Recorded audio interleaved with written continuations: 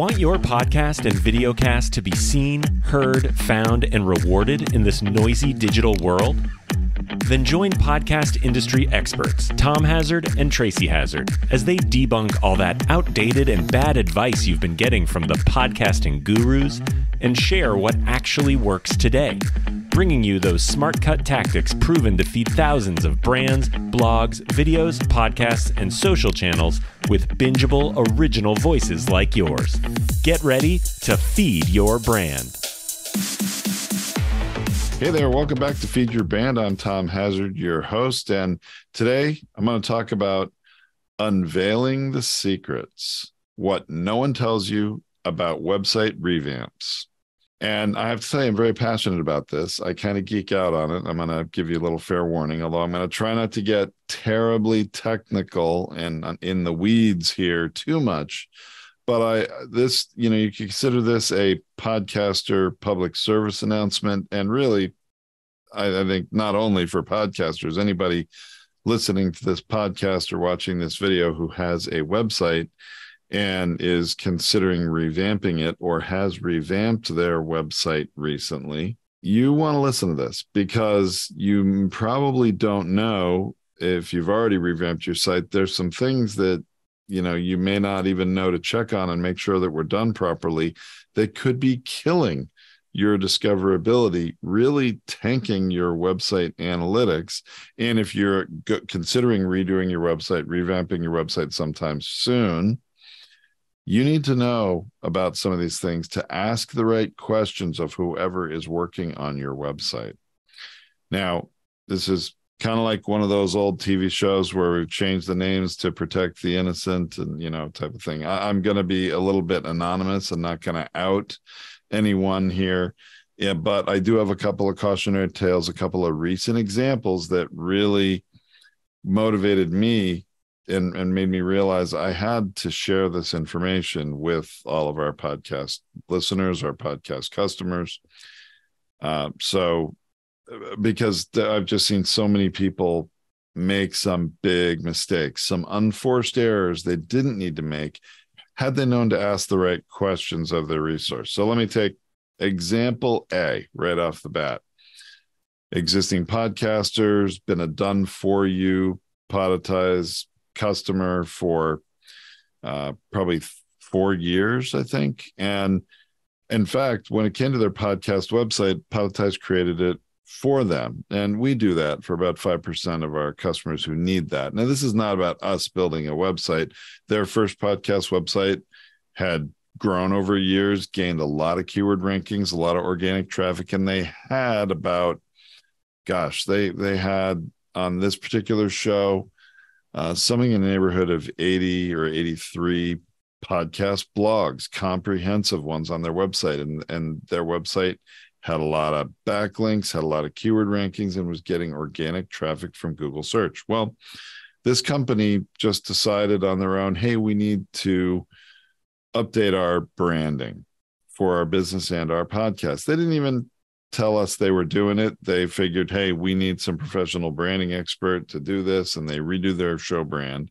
And this company, who they hired a website development company that's all they do, nothing to do with podcasting, to build them a brand new website along with their new brand for their business and what became a revamp of the brand for the show.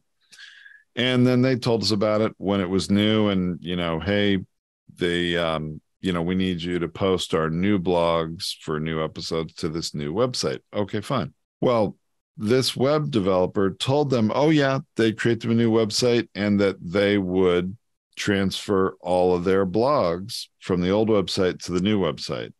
Well, after the job was done, after they paid that other web developer and they have us start doing their new episodes on the new website, we go into their website as we do with every done for you podcast customer to post new blogs. We're in their website and there were only 4 of their 80 blogs in there.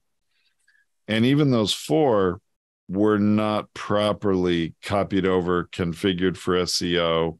And I'm going to talk about a couple of details again, without getting into the weeds of every nitty-gritty technical detailer, but just an example so you can understand what's so critical about this, is that this company sold them on doing it all for them and didn't do it all for them. Essentially did not convert all of their blogs from one website to the other. And these were both WordPress websites, completely compatible. You can export from one and import into the other. So they ended up seeking our support to do that, and we did it. But here is the scary part, is not just to make sure you know, and when you engage with someone to build you a new website, make sure that you're very clear with them and they are clear and understand and confirm in writing that they are going to transfer all the content from the old site to the new site. Very critical. But also that they're going to maintain all of the what we call permalinks. Now, you might say, what's a permalink? Well, it's a URL.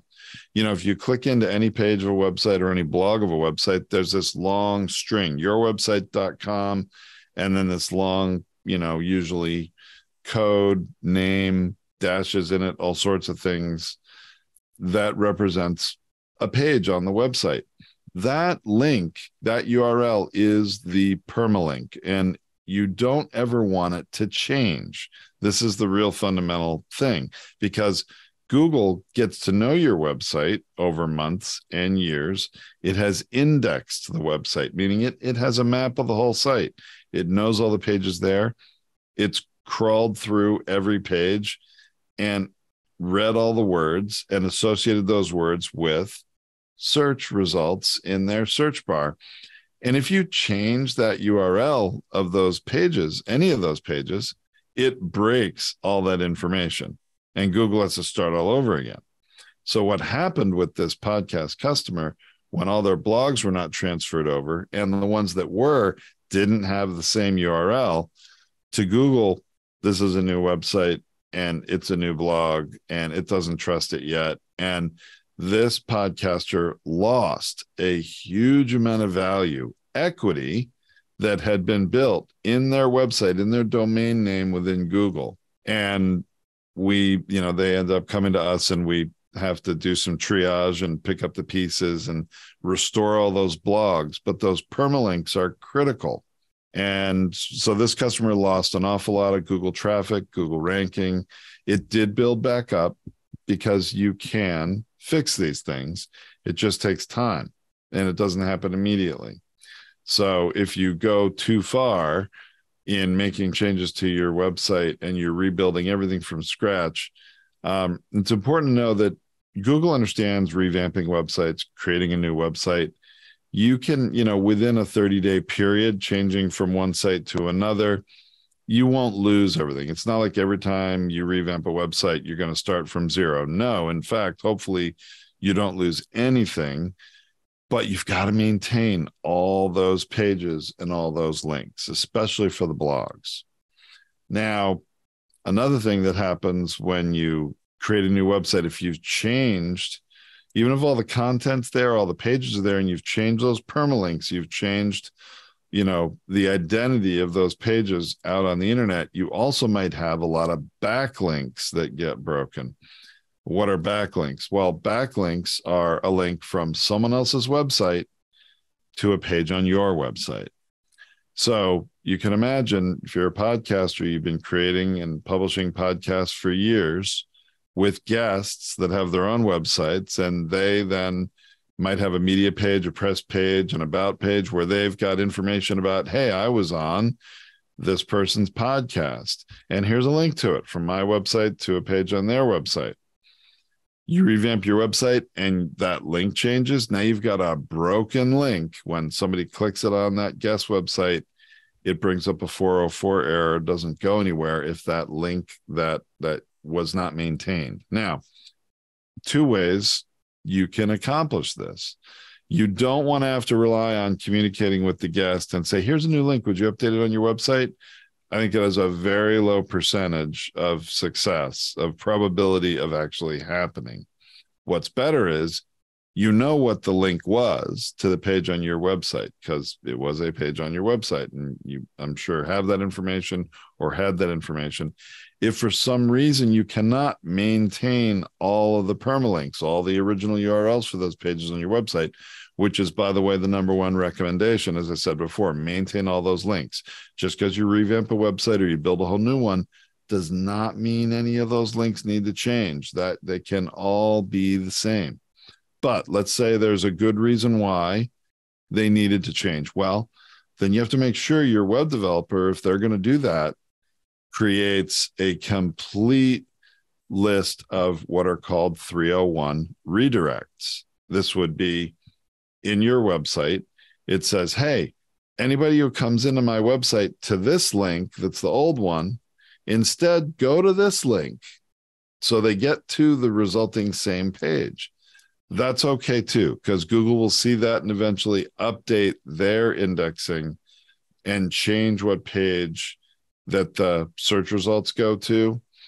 So a 301, proper 301 redirects will also work in that situation. And you need to just make sure you maintain this. Otherwise, I mean, you're just going to lose so much value, so much equity. Your website will become a ghost on the internet, and you don't want that.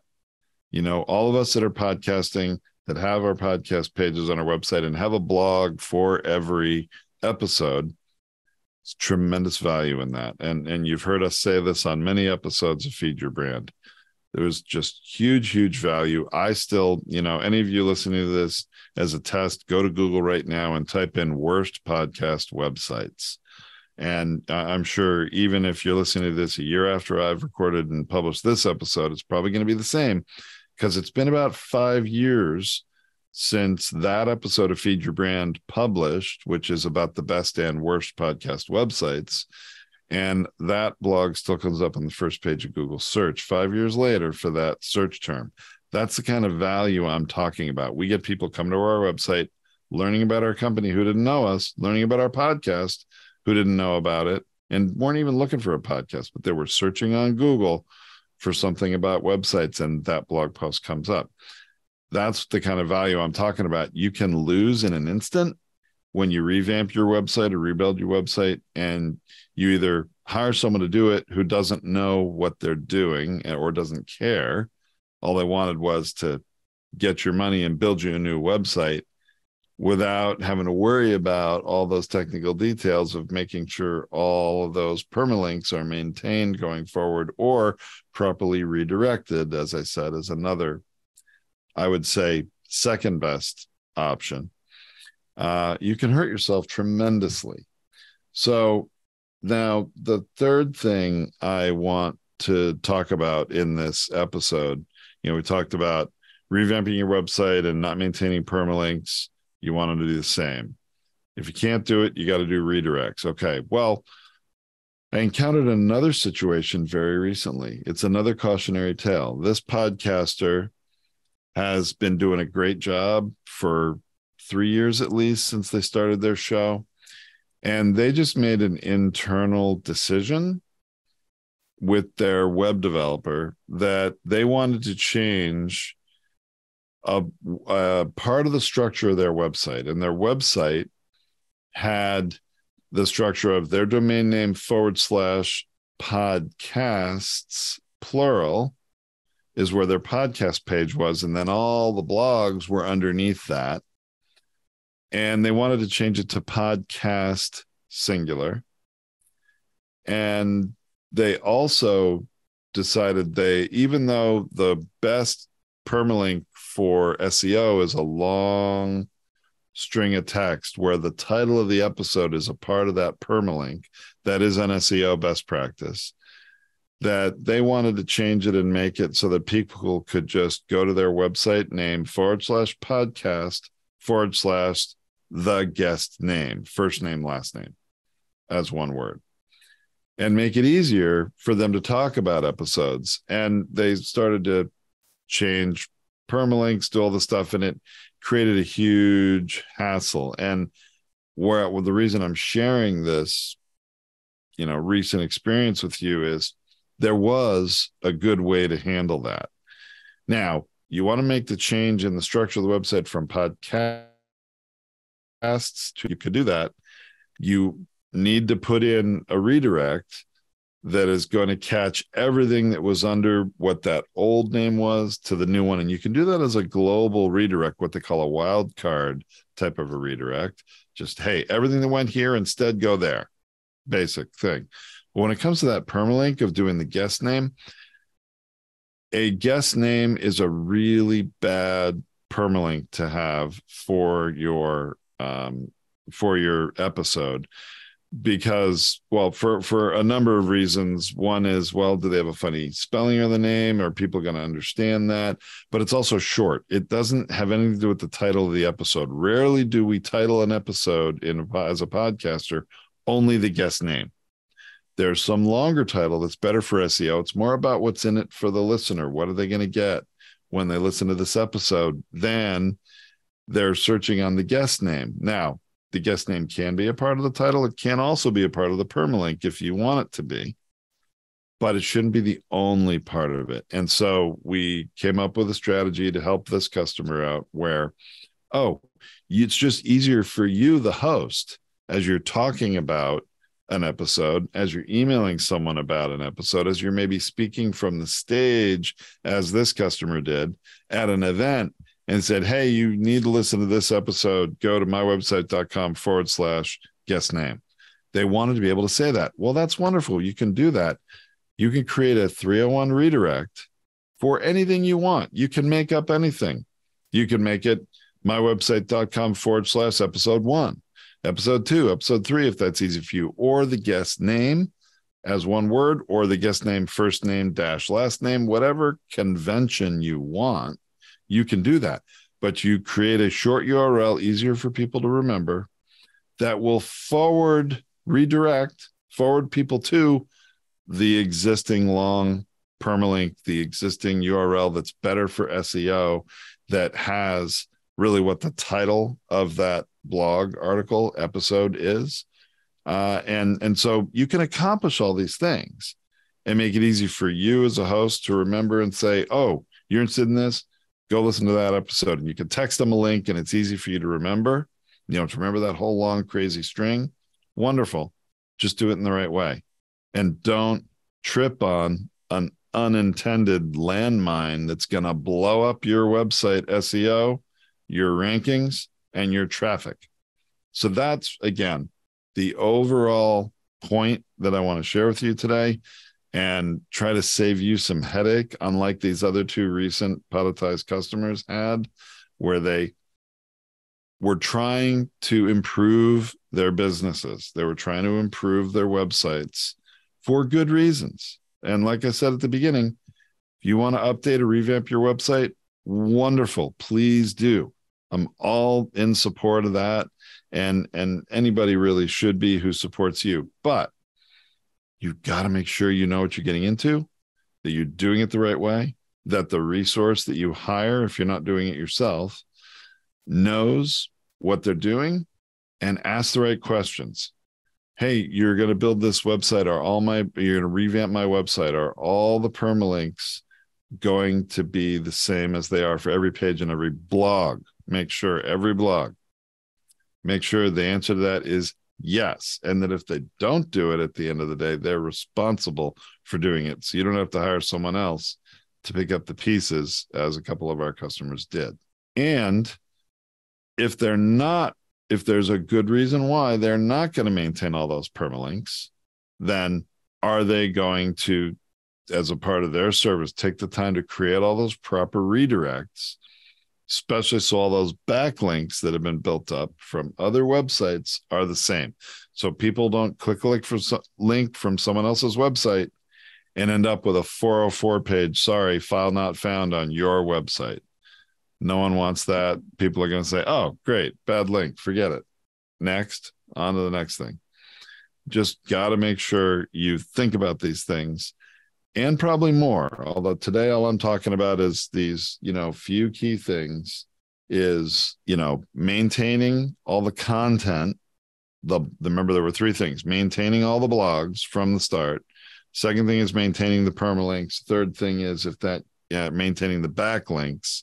And for both of those, permalinks and backlinks, they can't be completely maintained, you got to have them redirected. All right. So that's my sort of cautionary tale podcaster public service announcement for today. I hope you find it useful. I know this is a podcast show, that's true, but as you know, if you've listened to this show for many episodes at all, you know that a key part of your platform as a podcaster is your website. And if you don't have one, then I highly recommend you get one. And I highly recommend you get one on WordPress if you have the opportunity to choose that platform, only because in our experience, it's the most in alignment with Google, easiest to get ranked on and get traffic coming to your website. And one other thing I will share is that Podetize does offer a website maintenance subscription to our customers as an option. You have to be a podcaster. So if you're, listening to this podcast and you're not yet a podcaster, we don't just do that for anybody off the street. You have to be a podcaster. And we only provide website maintenance on WordPress websites because it's a very good system. We know what we're doing and we do an excellent job of it. But you can get, anything fixed on your website with a good website maintenance subscription. You can reach out to us at podetize.com if you are interested in that or have any questions about it. Not meant to be a shameless plug, but I'm just wanting to let you know there are resources to help you if you need it. If you don't have a good resource, you can get one. But regardless of how you do it, please just make sure you take care not to really kill all this great equity and value that you are building in your website through your podcast. All right. Thanks so much, everyone. Hope you find value in that. Tracy and I will be back next time together with another great episode. Until then, I'm signing off. This is Tom on Feed Your Brand. Heard something useful today but didn't have a chance to write it down? No worries. Tom and Tracy have you covered. Head to podetize.com where you can get free tips, resources, advanced masterclasses, and launch bootcamps. While you're there, book a free audit to find out how your podcast scores against the competitors and what you can do about it. Last thing, don't forget to follow Podetize, Tracy Hazard, and Tom Hazard on social so you can ask questions during their next live stream. Until next time, keep podcasting.